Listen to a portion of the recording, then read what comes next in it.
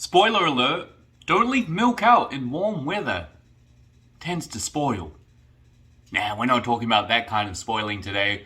We are talking about a duckbill spoiler. Now, today on Bernie Rubber's Garage, we're going to be installing the Spec Corvette spoiler, which is made by GStream.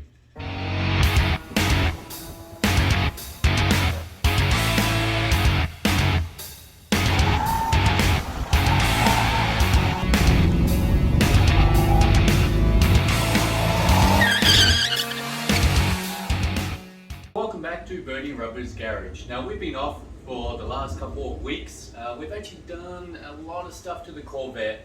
I've got a lot of video. Now let me know if you want me to make an episode about it, but it's going to be long. So what we ended up doing was putting in a new clutch, pressure plate, pilot bearing, all that sort of stuff, as well as a new differential. We rebuilt the torque tube. Replaced all the ball joints and the control arm bushing. So if you're interested in anything like that, even just a summary video, comment down below and let me know, and I'll make a video of that. There were a couple of pretty big setbacks, let's just call them setbacks. Today, however, we're installing this duckbill spoiler. Now this one is made for Spec Corvette. It's made by GStream.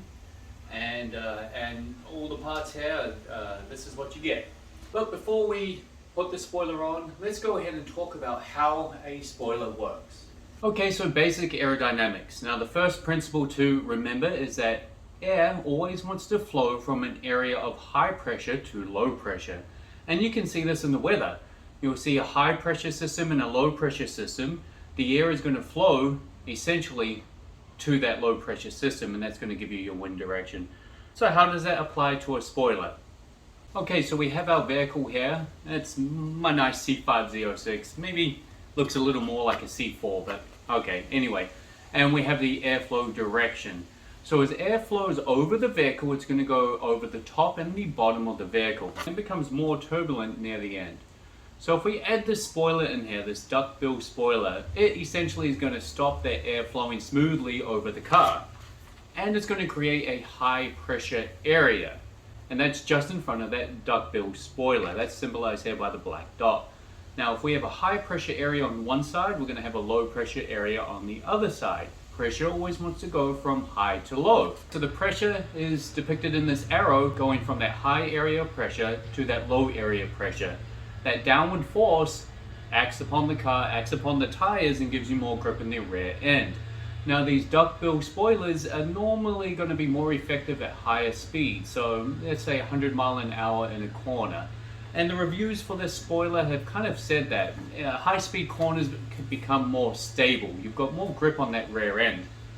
So to get started, the first step is normally, well, donuts. But look, I'm not as well prepared today, and I'm just excited to get this on the car. So we'll skip step one, and for step two, we're going to put some masking tape on the bumper here just so we don't scratch it up while we're mocking everything up. So with these mounts, there's a long one and a short one. Longer one goes on the outer mounts, the shorter one on the inner. We've got 3 different lengths of screws: short, medium, long. The long screws are going to go into the body and the backing plate. So all we're using for the spoiler attachment is the medium and short screws. Now we need to take out both the inner tail lights to get access to the inside of the bumper.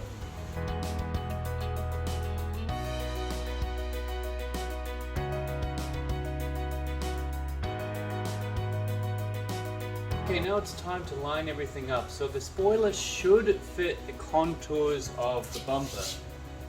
Now we're first looking at these 2 center mounts, and the instructions say that it should be about 1/2 to 3/4 of an inch away from the front of the bumper. That's going to be the reference. We're going to manage these 2 center mounts first before the others. So I'm going to get my ruler, figure out what distance I like it at, ready for the placement of the template to drill the holes. Okay, so we're about 15 millimeters from the front of the bumper. The corners are sitting about 45 millimeters away, so this is roughly where it's going to go. Next up, the template and drilling the holes. There is a front side to the template. You got a little X at the top. So we line that up with the top of our rectangle. Make sure the sides are straight. And we'll go ahead and circle it. That's where we'll be drilling the holes. At this point, there's no going back now.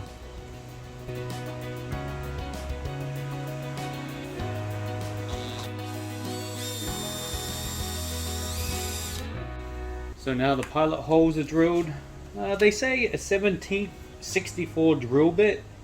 I don't have that. Closest I've got is about a quarter. I've double checked that the thickness of the bolt, thickness of the drill bit is about right. So we'll try this one.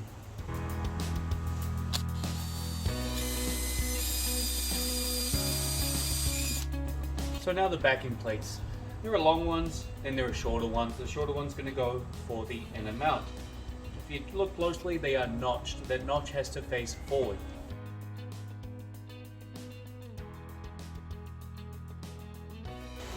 Now if you have a friend, I guess I'm missing my friends today. They say use a straight edge, get your friend to hold that in place, and it's going to hold this square while we go ahead and mark the outer ones. Like I say, I'm down a friend. If you want to be my friend, go ahead, comment down below, maybe even subscribe, give me a thumbs up. Maybe you can help me next time.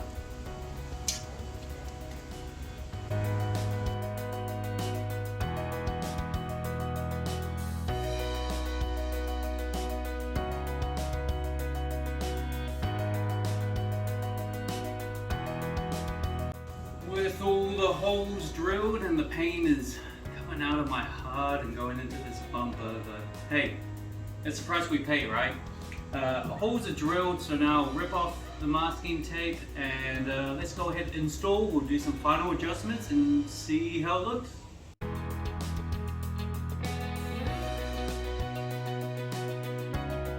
Now since this is one of the last times I'll be under here, I'm going to go ahead and just give the paint one final wax. That way if I'm waxing the car again, the parts that I can't get to will be somewhat protected. Good enough.